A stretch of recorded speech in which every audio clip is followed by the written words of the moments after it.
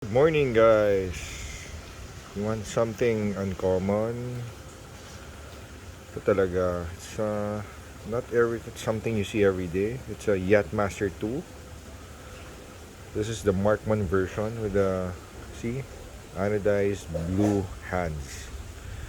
For me, this is better kasi adds more color to the blend. See, the hands matches the bezel and the pointers as well. Some blue on the dial go really well. I think this is the only one that Rolex has with these kinds of hands. Ceramic blue bezel makes it pop. Really nice. This is a regatta timer. You can set it to, if you want to do 10 minutes countdown, 5-minute countdown, or 2 minutes. Use this anywhere. Wrist presence is there because it's 42 mm. Super nice example. All steel.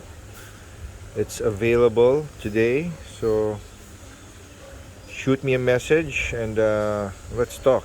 This is a very good price. Thanks, guys.